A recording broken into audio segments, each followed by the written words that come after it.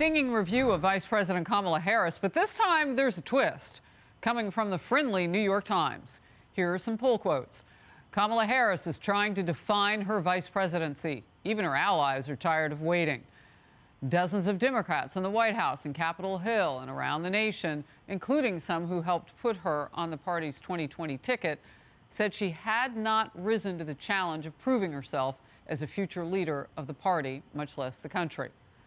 The Times reporting top Democrats are privately saying they have no faith in the VP. Even Hillary Clinton reportedly says VP Harris lacks political instincts to win. Ouch, when you lose Hillary. One op-ed goes even further.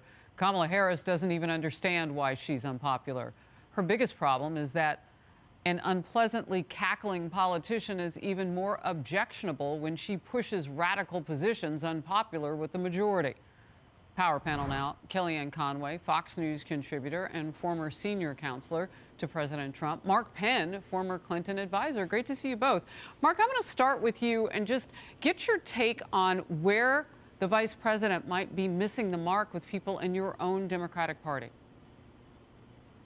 Well, I think she hasn't really stepped up to show that, you know, should anything happen with President Biden, God forbid, she's ready to be president, which is one of the key qualifications of being vice president. And I think she's been given a number of tough assignments, like the border, and she didn't really take the lead. We saw in the past vice presidents like Al Gore took the lead on the environment or on anti-terrorism.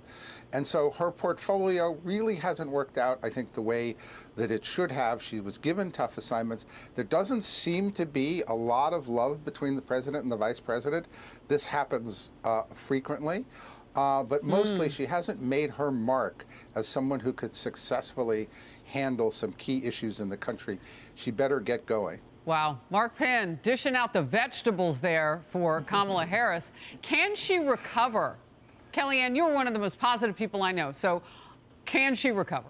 Thank you. Probably not. I think Kamala Harris is a little bit damaged goods because her problem right now, as you both correctly point out, Harris, is among Democrats.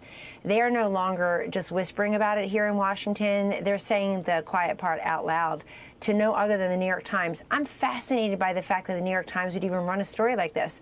Other mainstream media outlets are running similar stories where either on the record or off the record comments by people who are close to her, who worked for her, who work with her, who want her to succeed, who helped put her on the ticket in the first place.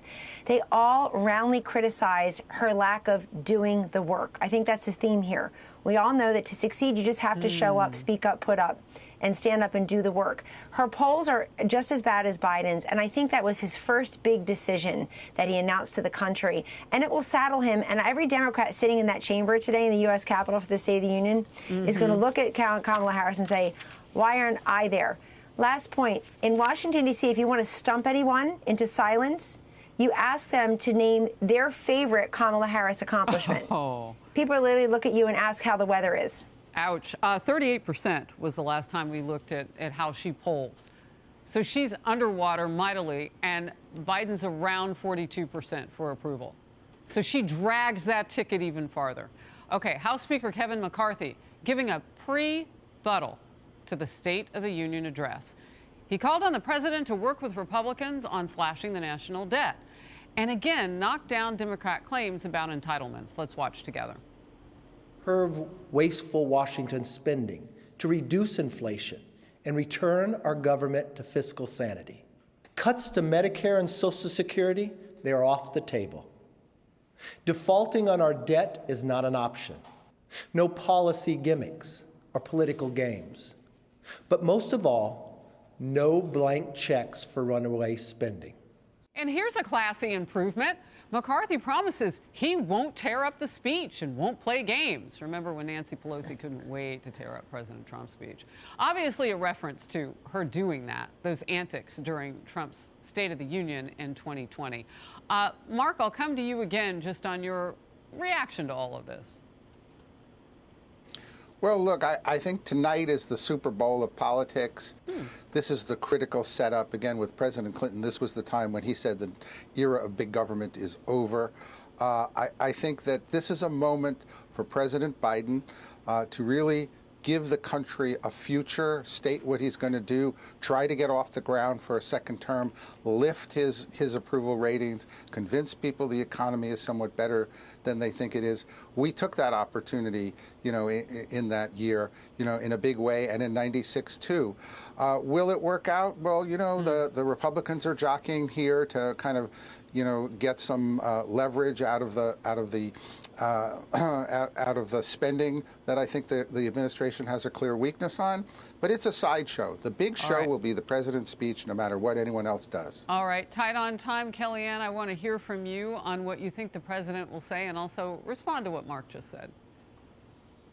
Sure. Well, it is a big moment for him, but Joe Biden doesn't really match the moment. He's a flawed messenger. His poll numbers have gone down since the so-called successful midterms for him. He had a terrible January with the handling of the classified documents, with Trump beating him in the polls again by 3 points and 9 points among independents, other Republicans circling around looking to challenge as well.